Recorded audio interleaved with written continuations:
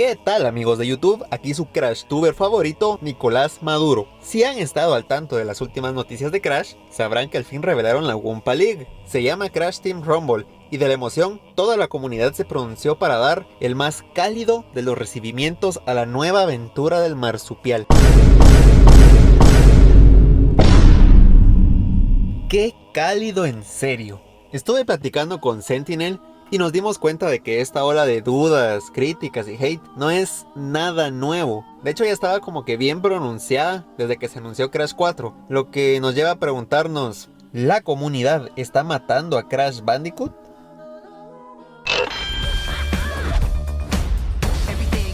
Crash 4. Creo que la mayoría de personas que lo jugaron considera que Crash 4 It's About Time es el regreso a forma de la franquicia. Es la aventura más reciente del marsupial haciendo lo que mejor sabe hacer: protagonizar un juego de plataformas. Pero a pesar de que el juego parecía ser una obvia movida en la dirección correcta, no hicieron falta las personas que procuraban dañar la imagen del juego con las críticas más ridículas.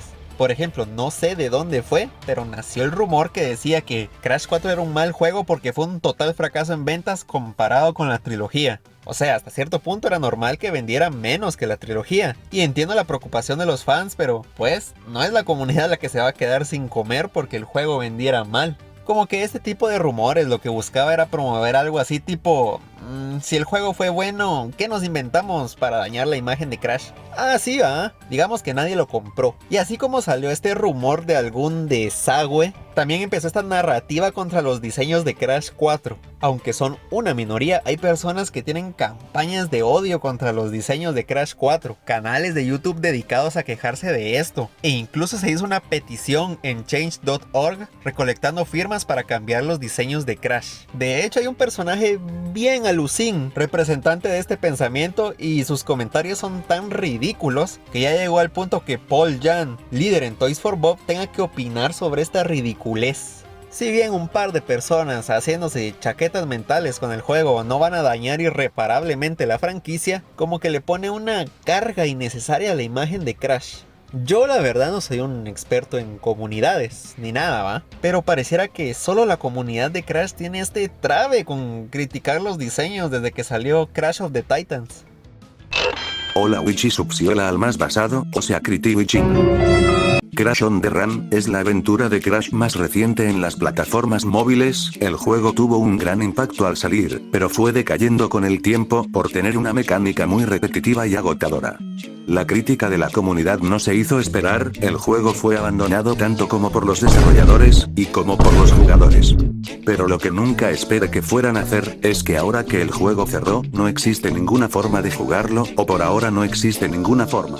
Se entiende que si el juego ya no les generaba ganancias y que tenían que cerrar los servidores, pero no se entiende que no hayan dejado ninguna forma de poder jugar el juego sin conexión. Yo he tenido la oportunidad de jugar juegos al igual que Crash on the Run, gratuitos y de móviles desde sus inicios hasta el día del cese de sus servidores. Y el evento final siempre es un mega evento en donde regalan cosas a diestra y siniestra, e incluso te hacen descuentos del 90%. Pero en Crash on the Run, fue como decirlo, decepcionante, solo tiraron del cable, y adiós para siempre Crash on the Run. Sí, bueno, ¿quién tiene hambre? Con Crash Team Rumble es otra historia, ha tenido una campaña de marketing rara, una que consiste en solamente en colocar pequeñas pistas en cada publicación que hace Toys for Bob en sus redes sociales, para de alguna forma promocionar el juego. Desde la salida de Crash 4, como comunidad teníamos que mirar con lupa cada cosa que había sobre Crash Team Rumble, y cuando llegó el ansiado tráiler de presentación del juego, creíamos que ya por fin tendríamos información más detallada del juego. Y en cuento corto, seguimos estando absolutamente igual, no sabemos nada del juego, solamente que está confirmado. Sé que cuando las cosas las están haciendo mal, nosotros como comunidad debemos quejarnos.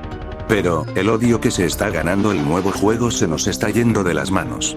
La imagen de Crash Team Rumble actualmente es pésima, incluso, los expertos de Crash Team Rumble dicen que será un fracaso y el juego ni ha salido.